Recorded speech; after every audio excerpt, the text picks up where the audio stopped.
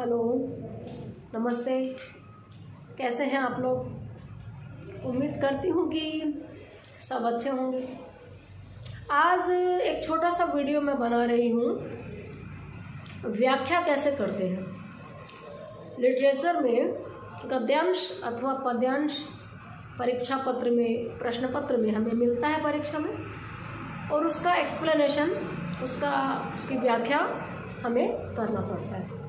तो सबसे पहले तो मैं ये बता दूं कि गद्यांश या पद्यांश की जो व्याख्या आती है तो हमें प्रसंग लिखना पड़ता है। व्याख्या के लिए हमें 4 प्रोसेस से गुजरना पड़ता है। सबसे पहले प्रसंग, संदर्भ, व्याख्या और उसके अंत में विशेष। तो प्रसंग में हमें कवि और कविता का नाम, कहानी और कहानीकार का नाम, तो मैं इसको शॉर्ट में कहती हूँ रचना एवं रचनाकार का नाम, क्योंकि रचना में निबंध, कहानी, कविता, उपन्यास सब आ जाते हैं। कि प्रस्तुत पद्यांश अथवा गद्यांश पाठ्य पुस्तक में संकलित अमुक पाठ से लिया गया है जो इनके द्वारा रचित है। मान लीजिए कि एक कविता है जयशंकर प्रसाद की, अरुण यह मधुमेह देश हमारा। इसकी 12वीं क्लास में और पाठ्यक्रम में इसको सम्मिलित किया हुआ है। तो इसकी व्याख्या के लिए हम सबसे पहले प्रसंग लिखेंगे। प्रस्तुत पद्यांश पाठ्य पुस्तकों में संकलित जयशंकर प्रसाद की रचना अरुणीय मधुमेह देश हमारा से उद्धृत है। कई बार कविता छोटी होती है, ये भी कविता छोटी है, तो यही लिख देंगे यह कविता पाठ्य पुस्तकों में संकलित है, जो छायावाद के प्रवर्तक जयशंकर प्रसाद द्वारा रचित है। ठीक है। और एक बात और याद रखेंगे, रचना एवं रचनाकार के नाम के साथ हम कोई विशेषण जोड़ दें तो उस जोड़ने से इम्प्रेशन पड़ता है कि देश की सांस्कृतिक और भौगोलिक सुषमा का चित्रण करने वाली कविता ये अरुणीय मधुमेह देश हमारा के पहले लगा दें, और छायावाद के प्रमुख कवि जयशंकर प्रसाद के नाम के साथ पहले लगा दें, तो थोड़ा सा प्रभावी लगता है पढ़ने में कि विद्यार्थी पाठ के अंदर के कंटेंट और राइटर के मूल लेखन से परिचित है। दूसरा, अब हम करेंगे संदर्भ। संदर्भ में हमको बताना होता है कि इसका विषय क्या है, किस बारे में ये कही गई है। और अगर गद्यांश है तो गद्यांश में ये बात कौन कह रहा है, किसको कह रहा है, अधिकतर ये आता है, क्योंकि फला व्यक्ति का ये फला कथन हो सकता है। तो वहां पर हमको संदर्भ का मतलब है ऊपर की पंक्तियों से इस दिए गए गद्यांश को जोड़ना। गद्यांश में याद रखना होता है, कहानी, उपन्यास, निबंध, नाटक में याद रखना होता है कि इसके पहले ये बात कही गई थी जिसके उत्तर में फला व्यक्ति ने ये बात कही। लेकिन कविता में ऐसा नहीं होता है। कविता में हमें भाव बताना है कि देश की समस्याओं पे लिखा है या देश के भौगोलिक परिवेश के सौंदर्य पर यह बात कही गई है। तो हम अभी लेकर चल रहे हैं अरुणीय मधुमेह देश हमारा। प्रसंग हो ही गया कि प्राकृतिक सौंदर्य से भरे पूरे देश के वैभव को बताने वाली यह कविता छायावाद के प्रमुख कवि जयशंकर प्रसाद द्वारा रचित है, जो उनके नाटक चंद्रगुप्त में संग्रहित है। उनके नाटक चंद्रगुप्त में असल में यह कविता काम में ली गई है। संदर्भ, इस कविता के माध्यम से भारत के प्राकृतिक सौंदर्य और सांस्कृतिक गौरव का गायन किया गया है। अंतिम पंक्तियों में सांस्कृतिक गौरव भी है, बंधुत्व, वैश्विक सौहार्द। उसके बाद आती है व्याख्या। व्याख्या में हमें क्या करना है, शब्द बदल देने हैं, अर्थ वही रखना है।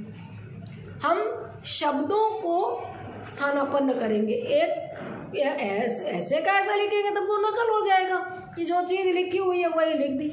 हम शब्दों को बदल देंगे, भावनाएं वहीं रखेंगे, अर्थ वहीं रखेंगे। अरुणीय मधुमेह देश हमारा, जहाँ पहुँच अनजान क्षितिज को मिलता एक सहारा।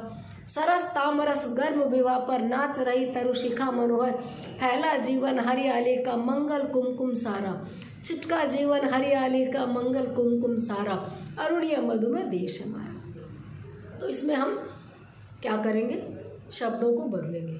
भारत एक ऐसा देश है जिसमें पूरे वर्ष न सर्दी रहती है, न गर्मी रहती है, न बारिश होती है। ऋतुएं बदलती रहती हैं, कभी बारिश, कभी गर्मी, कभी सर्दी। ये ऐसे भी 6 ऋतुएं हमारे देश में मानी जाती है। शरद, हेमंत, शिशिर आते रहते हैं बदल बदल कर। पठार भी है, पहाड़ भी है, झीलें भी हैं, झरने भी हैं, समुंदर भी है, रेत के टीले भी हैं, सब तरह के पेड़ पौधे हैं, सब तरह के फूल पत्तियां हैं। तो हमारे देश के वैसे ही गौरव, वैसे ही सौंदर्य का गौरव गान इसमें किया गया है। इस प्रकार से हम इस कविता के शब्दशः व्याख्या करेंगे, किसी भी पंक्ति को छोड़ेंगे नहीं। अरुणिय मधुमय देश हमारा, हमारा जो देश है वो मधुमय है, मिठास से भरा हुआ है।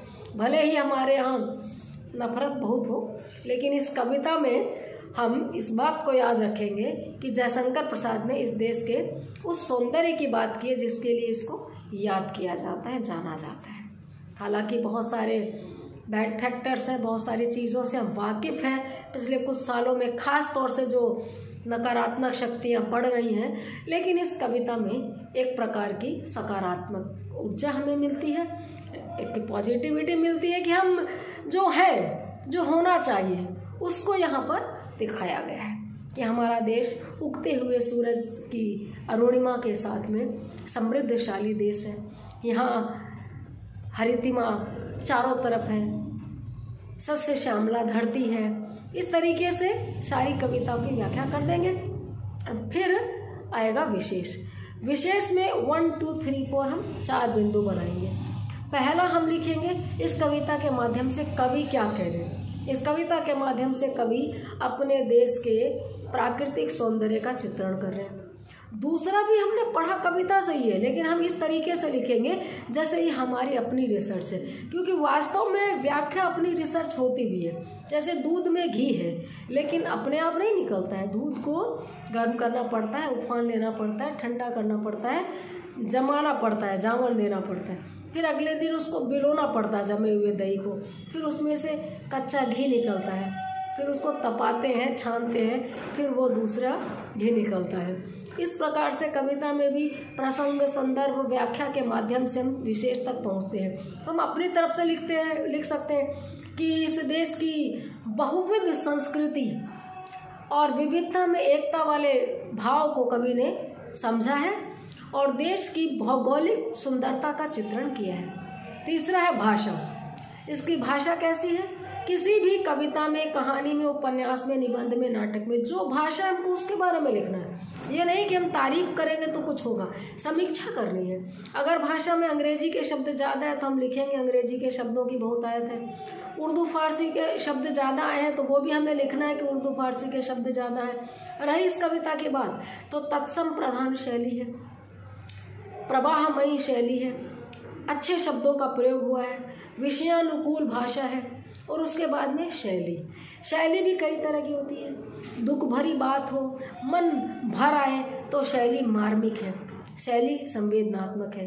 व्यंग किया गया हो, तंज कसे गए हो तो शैली व्यंग्यात्मक है। और हंसी की बात हो तो शैली हास्य प्रधान है। छोटी छोटी चीज़ों को मोटे तरीके से बताया गया हो तो शैली वर्णनात्मक है। और छोटी छोटी चीज़ों को सूक्ष्म तरीके से बताया गया हो तो शैली विश्लेषणात्मक है। इस कविता की बात करें तो इसमें मार्मिक शैली है। इस प्रकार से किसी भी गद्यांश या पद्यांश की व्याख्या करनी हो तो प्रसंग, संदर्भ, व्याख्या और विशेष, ये 4 सोपानों से गुजरकर हम अपने काम को अंजाम दे सकते हैं। मिलते हैं अगले वीडियो में एक नए टॉपिक के साथ। बने रहिए। Thank you.